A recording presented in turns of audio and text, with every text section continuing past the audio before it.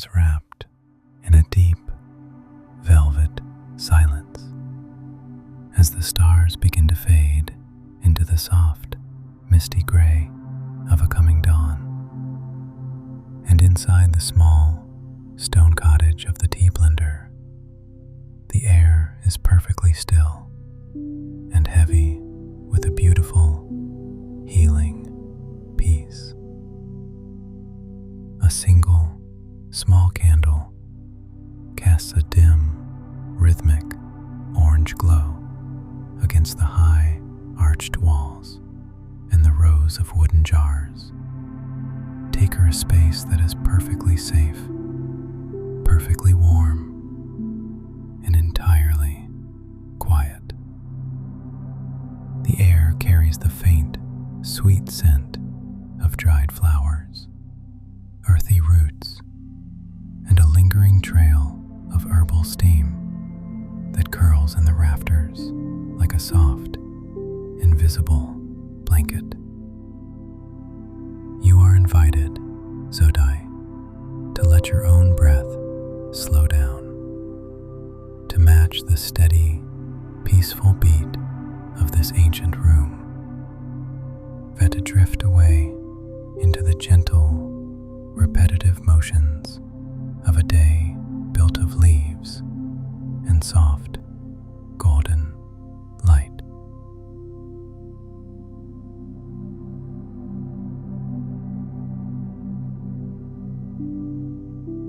Chapter 1. The tea blender stirs in his small, quiet room long before the sun has thought to crest the distant, sleeping hills. His eyes opening slowly to the familiar sight of the heavy oak beams above his head, and he feels a deep, heavy sense of calm as he pushes back the thick wool blankets to stand on the cool, solid floorboards of his room. He dresses in the dim light of the early morning, his fingers moving with a quiet and practiced memory over the soft linen of his tunic and the worn leather of his belt. And the house remains entirely silent around him, a stillness that feels like a kind and gentle weight pressing softly against his skin as he moves toward the workshop where the herbs are kept. He walks with soft, rhythmic footsteps across the stone floor, the transition from sleep to work marked by the cool touch of the air and the faint, sweet scent of the mint and sage that waits in its ceramic jar. And he enters the workshop where the candlelight is already dancing on the walls. In the center of the room stands a great oak table with a thick, heavy top, polished by years of hands and wooden bowls. And the tea blender reaches for his first task, which is the slow and meditative preparation of the dried ingredients, a collection of flowers and leaves that are as delicate and light as a cloud in the summer sky.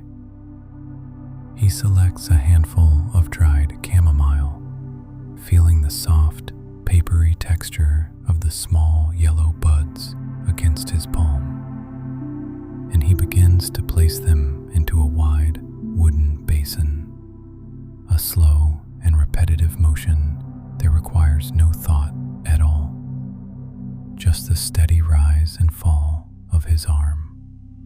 Lift, drop, settle, lift, drop, settle, and with every movement, the dried flowers make a soft, rustling sound that is like the wind through a field of wheat.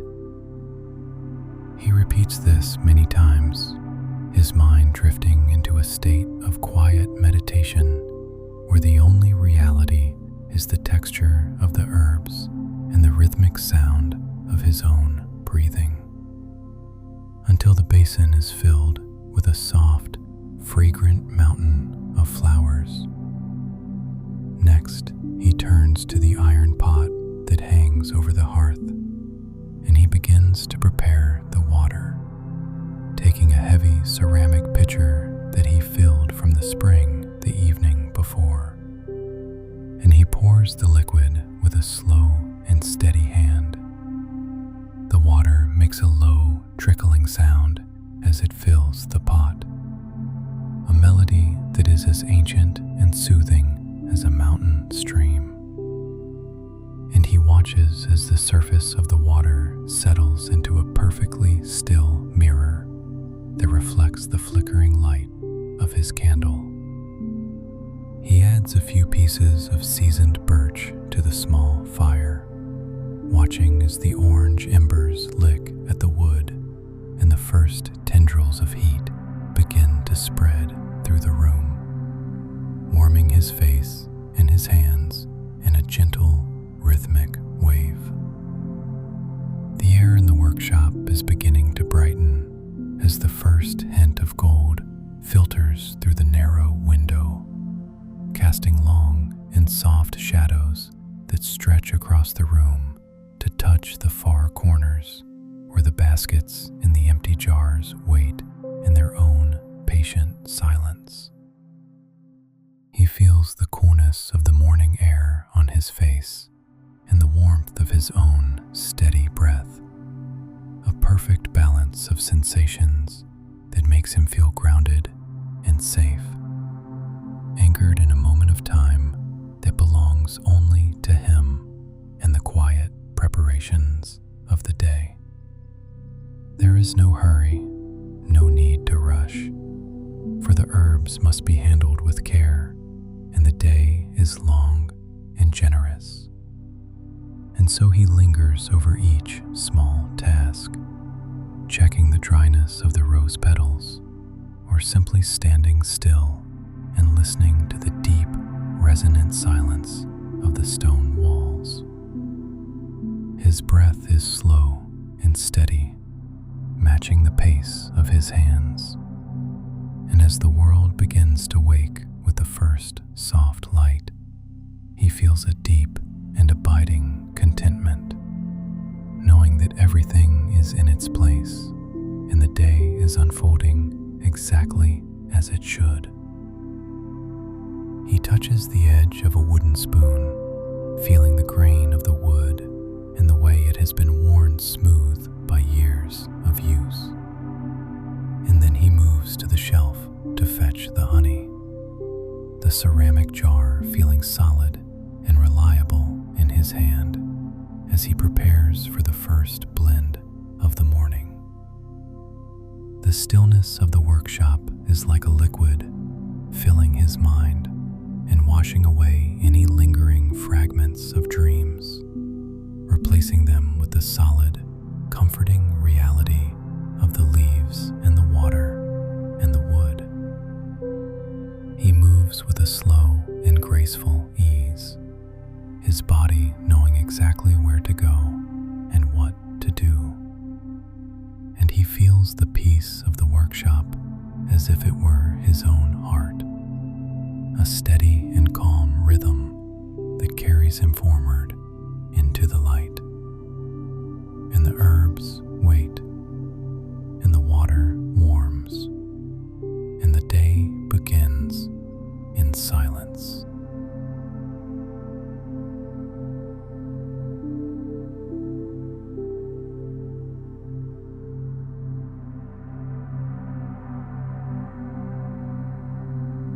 Chapter 2. The sun has climbed a little higher in the soft blue sky, casting a warm and buttery light across the tea blender's table, and he begins the long and meditative process of mixing the first batch of the day, his hand moving slowly and deliberately through the fragrant mountain of dried leaves.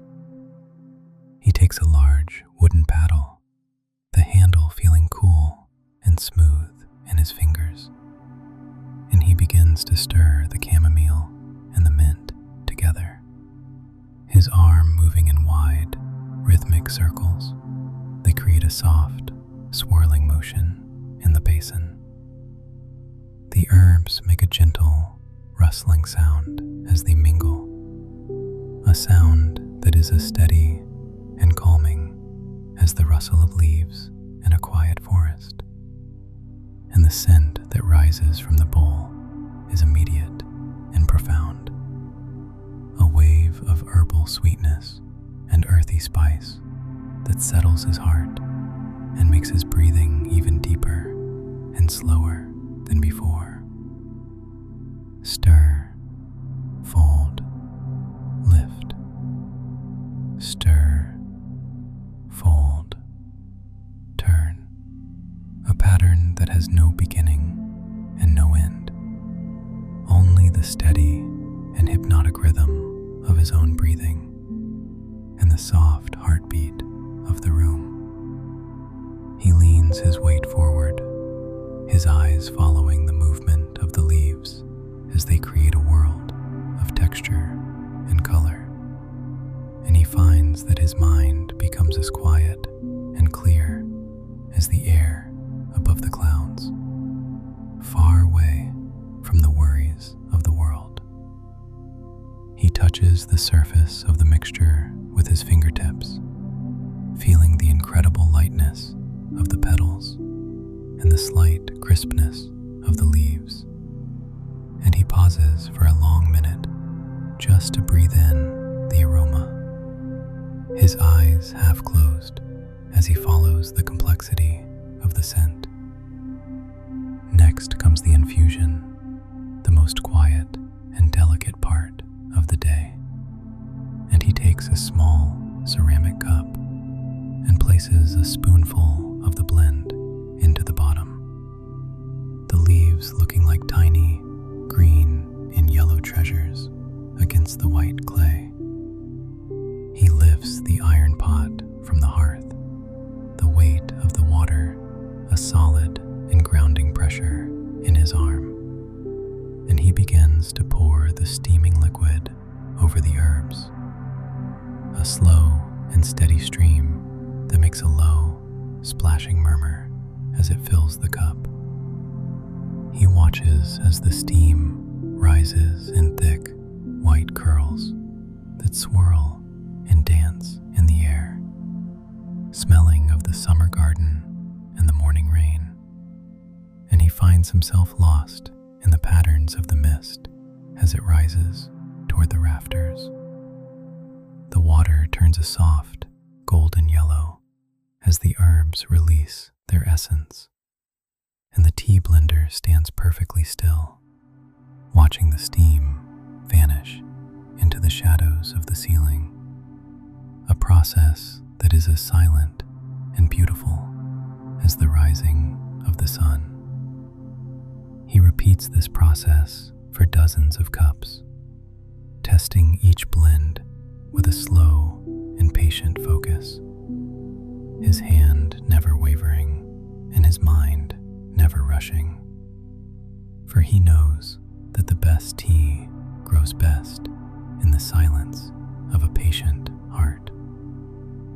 The room feels like a sanctuary, a place where the clocks of the world have stopped, and the only measure of time is the slow, invisible change of the water and the slow turning of the sun across the wooden floorboards.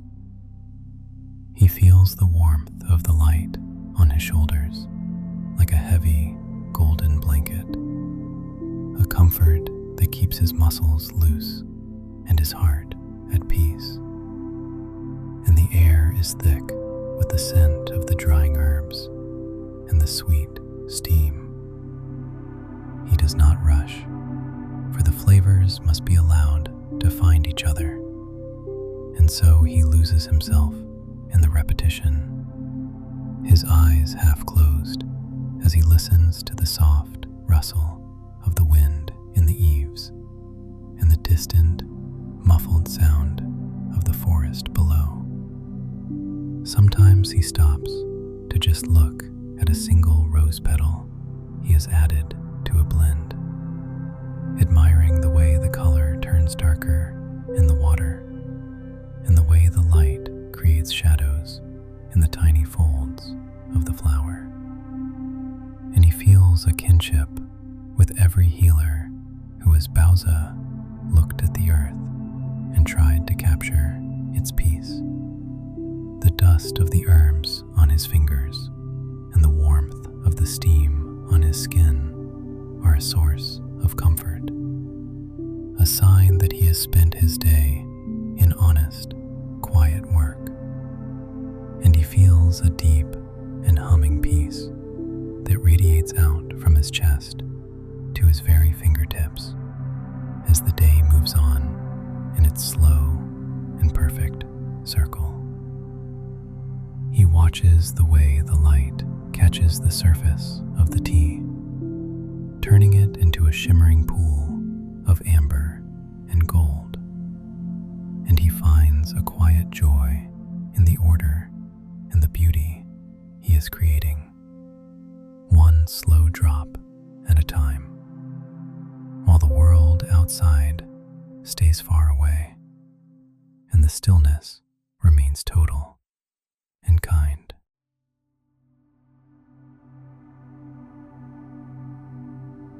Chapter 3. The afternoon sun has begun its long and lazy slide toward the horizon. The light in the stone workshop turning from a rich amber to a deep, warm purple. And the tea blender feels a gentle, sleepy fatigue beginning to settle into his bones. A warm and pleasant tiredness that tells him the work of the day is done. He begins the final, quiet tasks of the evening with a body that feels heavy and pleasantly relaxed. Moving through the room one last time to gather his jars and return them to their proper places in the high wooden shelves. He cleans his wooden paddle and his ceramic bowls with a soft scrap of linen and a bit of clear water, wiping away the traces of leaves and dust until the surfaces are bright and smooth once more. And he places them carefully in their proper spots, hearing the small, final click of wood against wood in the quiet room. He gathers the finished tea blends, the small bags of linen, and the jars of clay, feeling solid and significant in his arms. And he stacks them in a neat, orderly row where they will wait for the morning, their scents lingering in the air like a soft and floral memory. He stands for a moment in the center of the room, looking at the empty table where the day's labor began, seeing the way the shadows have grown long and soft across the wood, and he feels a sense of completion that is as deep and quiet as the sea. The air is growing cooler now, carrying the scent of the night air and the first hints of the evening mist that rolls in from the valley below.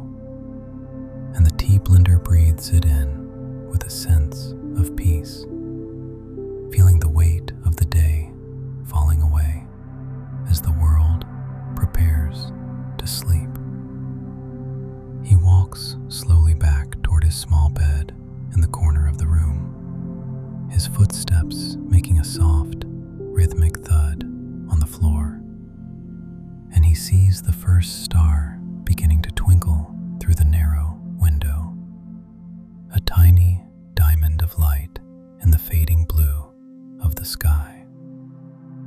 He moves with a slow and fluid grace as he prepares for rest, extinguishing the single candle with a small metal snuffer, watching the tiny curl of smoke rise into the air and disappear into the darkness, leaving only the silver light of the moon to guide his way. He undresses with slow and practiced movements, laying his tunic across a wooden stool and feeling the lightness of his body as he steps into the cool, dark space of his bed, where the blankets are waiting for him like a warm and familiar embrace. He climbs into his bed, the linen sheets feeling cool and crisp at first, but quickly warming to the heat of his body as he pulls the thick wool blankets up to his chin, tucking them in around his shoulders until he is encased in a cocoon of warmth and safety. He lies there for a moment with his eyes open, looking at the dim outlines of the study, the familiar shapes of the shelves and the jars and the table, all resting in the quiet dark.